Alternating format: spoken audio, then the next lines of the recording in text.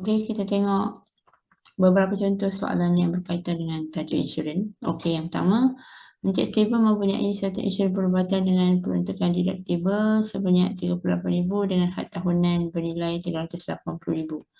Okey, pada 1 tahun dalam tempoh insurannya, dia menjalani pembedahan jantung di sebuah hospital. Okey, dia dikenakan bayaran kos sebanyak RM214,650. Berapakah jumlah kos rawatan yang perlu dibayar olehnya? Maksudnya, dia nak tahu jumlah kos rawatan yang ditanggung oleh Encik Steven sendiri. Okay. Jadi kalau berdasarkan rumus, kalau kos rawatan tu di bawah dia punya had tahunan, okay, macam RM214,000 ni memang di bawah had tahunan lah. Jadi jumlah kos yang akan ditanggung oleh syarikat insurans dia tolak deductible kan. Okay.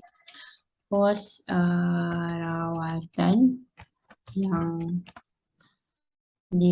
yang perlu dibayar Encik Stephen, okey, hanyalah dia punya deductible. Okey, deductible ni memang pemegang polisi kena tanggung. Okey, so ni sama dengan deductible lah, iaitu deductible saja yang dia kena tanggung, iaitu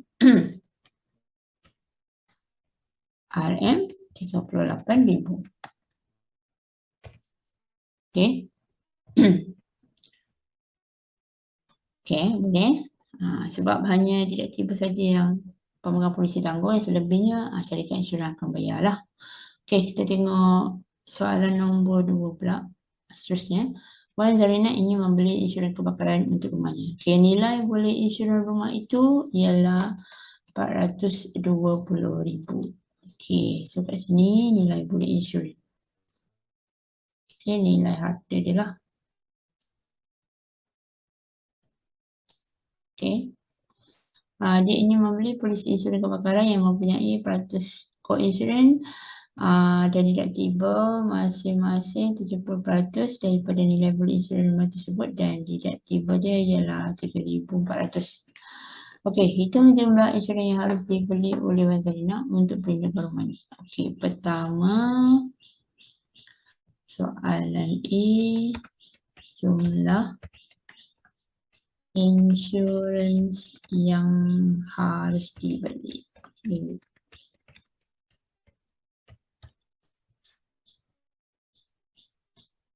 Okey, jumlah insurans yang harus dibeli ni, okey, kalau berdasarkan rumus ialah peratus kod insurans rumus peratus kod insurans kita darabkan dengan nilai harta beli insurans. Ni dia punya formula.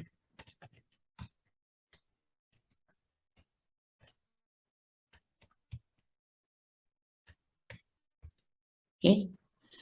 Jadi kat sini kita punya peratus kod insurans ialah 70%. Okey. Jadi 70% ni darabkan dengan nilai harta beli insurans dia RM420,000. Okey, sebab tu kita kira lah dapat berapa. So ni bersamaan dengan RM294,000. Okey, ini jumlah insurans yang harus dibeli lah. Okey, itu soalan A. Kemudian soalan B, suatu kebakaran telah berlaku di rumah Wan Zarina. Okey, dan kebakaran ini menyebabkan kerugian berjumlah RM100,000. Okey, hitung bayaran pembayaran yang akan dibayar oleh syarikat insurans kepadanya jika dia menginsurans rumah pada insurans yang harus dibeli. Maksudnya dia beli polisi insurans tu pada nilai yang sama dengan nilai A ni. Okey, kalau dia beli pada nilai yang sama, okey. So, maksudnya, okey, ini jika polisi insurans, okey, sama dengan jumlah insurans yang harus dibeli.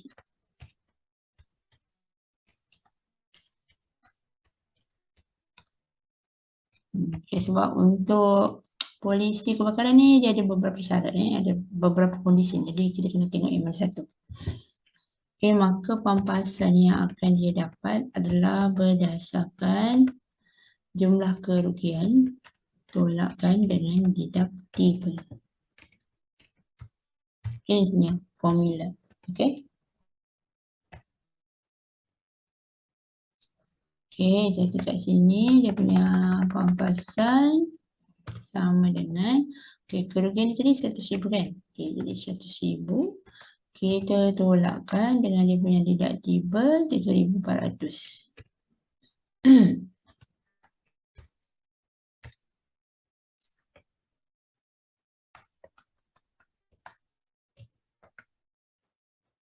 Okey, jadi pampasan yang dia akan dapat ialah berjumlah 96,600 .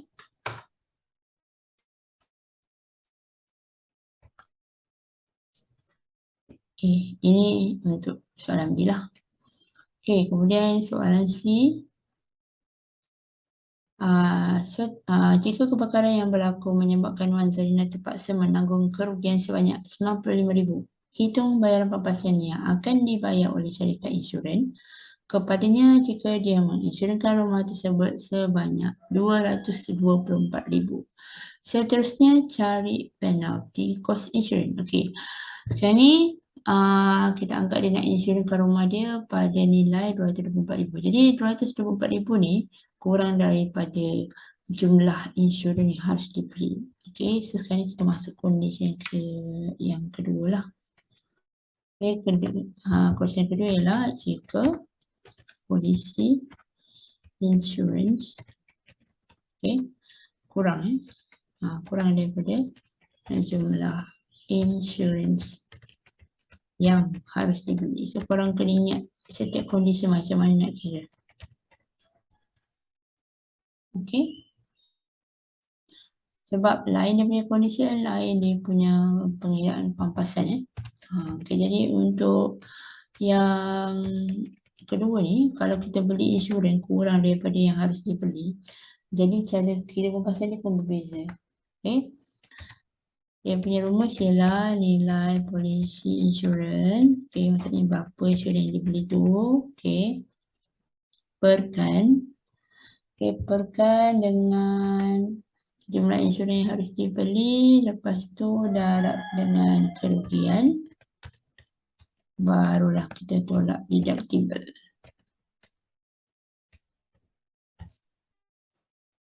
Okey, sekejap saya kena buat garisan.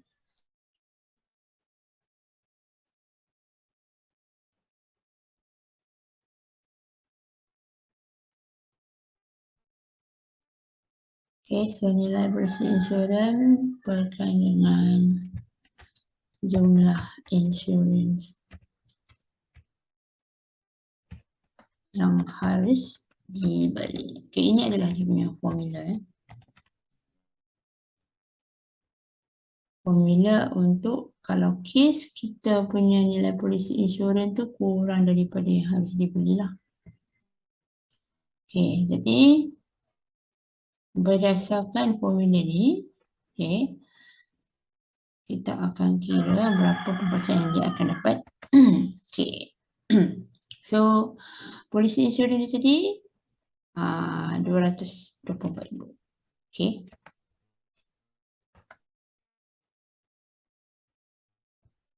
Okey, kemudian kita perkan dengan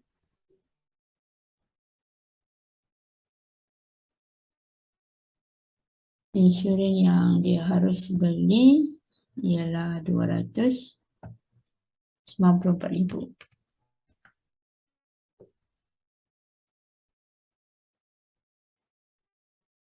Okey, kemudian kita akan darabkan dengan kerugian dia, jumlah kerugian dia 95,000. Selepas itu barulah ditolak deductible sebanyak 3,400. Okey, so kita kira 224,000 per 294,000 darab dengan 95,000. Okey. Kemudian tolakkan dengan 3.400.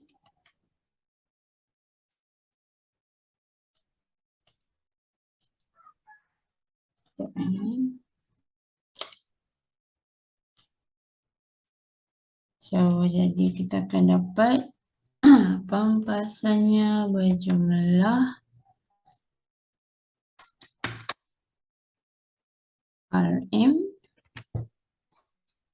68.980.40. Okey, 95 sen. Okay, so ini jumlah pampasan yang dia akan dapat lah. Okay. Kemudian tadi disebabkan dia beli polis insurans yang kurang daripada jumlah insurans yang harus dibeli, maka dia akan dikenakan penalty co-insurance. Okay, kita panggil penalty. Penalty ni dia kena tanggung penalty co-insurance. Okay, jadi penalty co-insurance ni pula dia punya formula ialah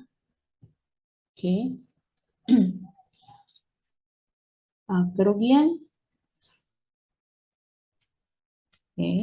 tolakkan dengan pampasan ditambah dengan deductible.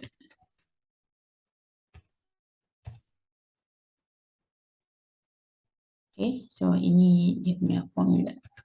Jadi kat sini kita kira, so kerugiannya tadi 95,000. Tolakkan dengan pampasan yang didapat 68,980.95 tambah dengan deductible-nya 3.400.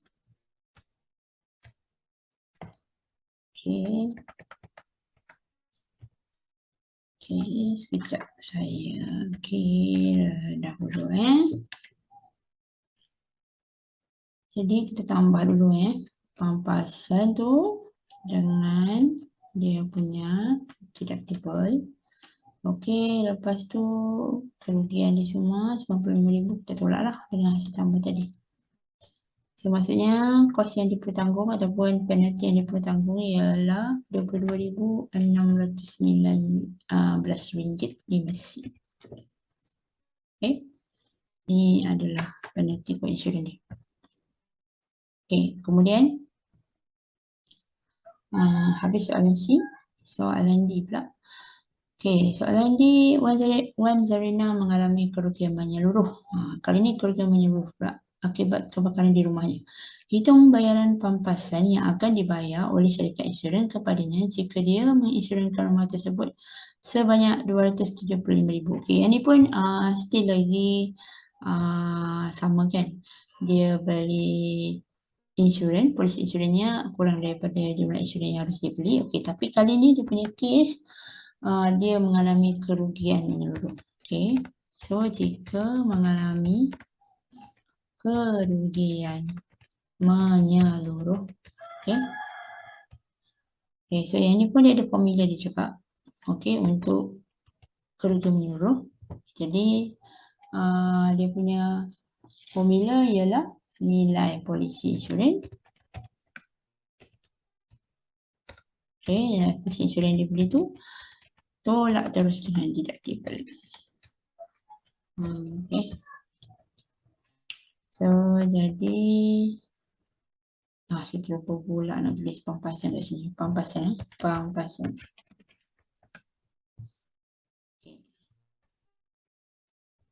So jadi dia punya pampasan yang dia akan dapat 275,000 ni tolak sahaja dengan dia punya deductible iaitu 3.400. So bila kita tolakkan nanti kita akan dapat dia punya amount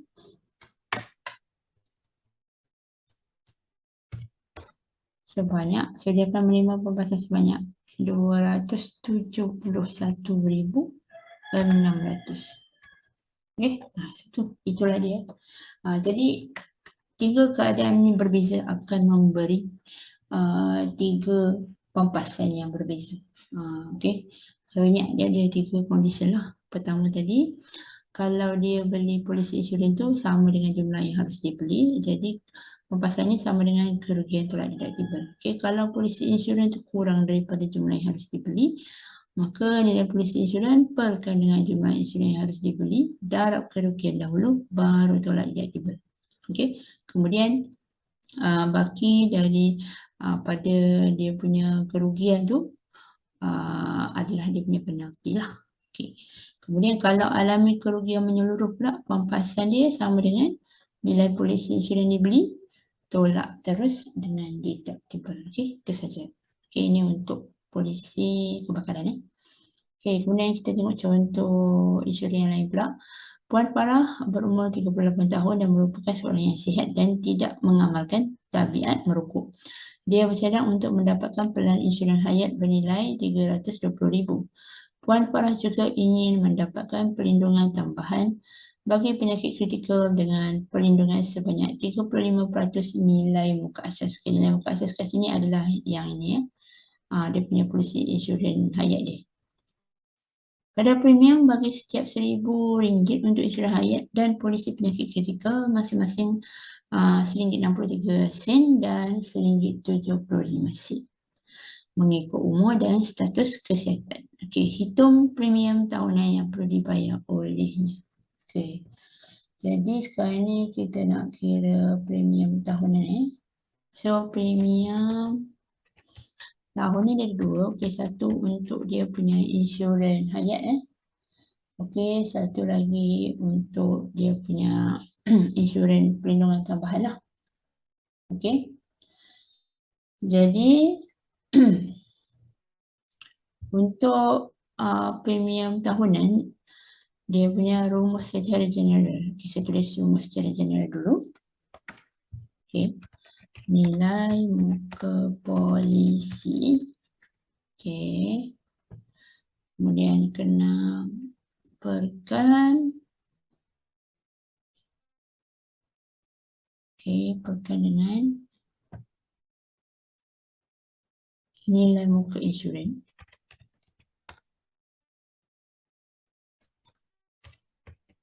Okay. Nilai muka insurans ni yang RM1,000 ni. Biasanya memang RM1,000 lah. Lepas tu kita darabkan dengan kadar premium dia. Okay, ini rumus secara general ni. Okay, jadi sekarang ni kita nak kira dia punya premium tahunan kan. Okay, so mula-mula untuk insurans hayat dulu. Okay, polisi dia ialah RM320,000. So maksudnya kita bahagi dengan RM1,000 lah. Okay. Kita bahagi dengan RM1,000 kat sini.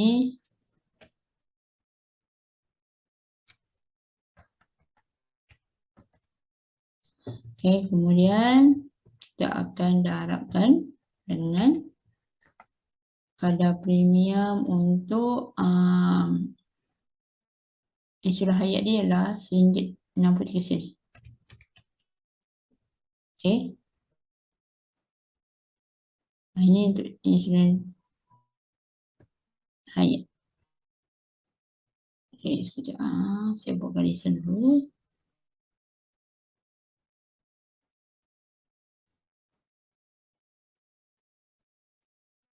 Okay. Kemudian satu lagi, sebab dia ada tambahan kan. Jadi yang tambahan ni pun kita kena kira lah. Okay, tambah dengan. Okay, satu lagi ni ialah perlindungan tambahan ni ialah 35%. So maksudnya 35% daripada RM320,000 .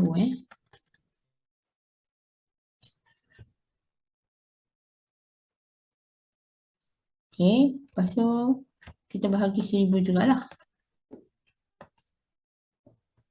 Okay, kemudian darab dengan kadar dia. Kadarnya ialah RM1.75. Okay. Sekejap, saya buat garisan kat sini, garisan per dia. Okey, saya buat macam ni lah. Okey, satu untuk insurans hayat, satu lagi untuk perlindungan tambahan. Jadi awak kira dua-dua Okey, jadi yang pertama tu 320,000. Okey. Dengan RM63. Okey. Lepas tu satu lagi 35% darab dengan 320,000, lepas tu bahagi 1,000. Okey, lepas tu darab dengan RM175. Okay, jadi awak akan dapat total semua sekali. Yang ni saya kira sekali saya kira sekali terus. So kita akan dapat RM717.60. Okey. So ini adalah premium tahunan dia lah. Jumlah premium tahunan dia. Okey. Okey. Kemudian untuk insurans hayat Okey, kemudian seterusnya last sekali, akhir sekali.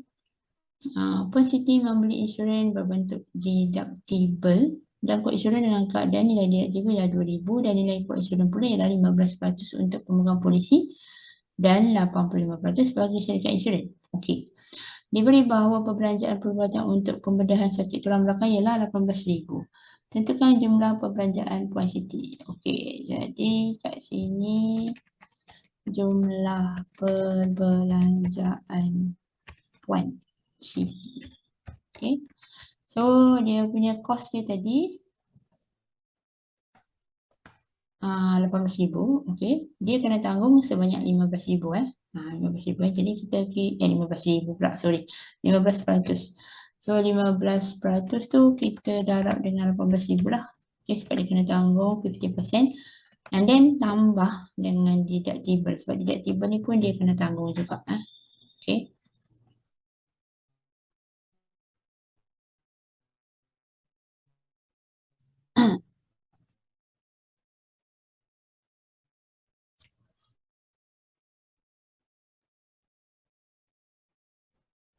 Okay, saya tulis rumus dulu lah.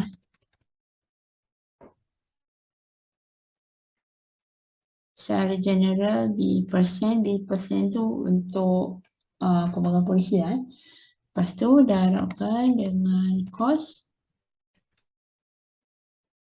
perubatan tolak dengan deductible. Okay, kita tolak dengan deductible and then tambah deductible balik. Okay, sebab deductible ni ditanggung oleh pemegang polisi. Okay, ni rumus secara general. Okay, jadi kat sini sama dengan peratus dia tadi 15%. Okay, kos dia tadi 18,000. Tolak dengan deductible 2,000.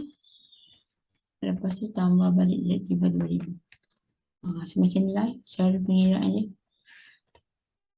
Okay, sebab kita kena sentiasa ingat deductible ni sentiasa ditanggung oleh pemegang polisi. Jadi sebab itu kita kita tambahkan balik di kat belakang. Okay. So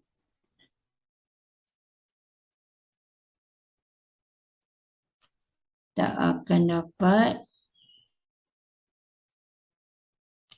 4,400 So dia akan tanggung 4,400 lah. Maksudnya daripada total 18,000 tadi dia punya kos perubatan yang perlu dia tanggung sendiri ialah 4,400.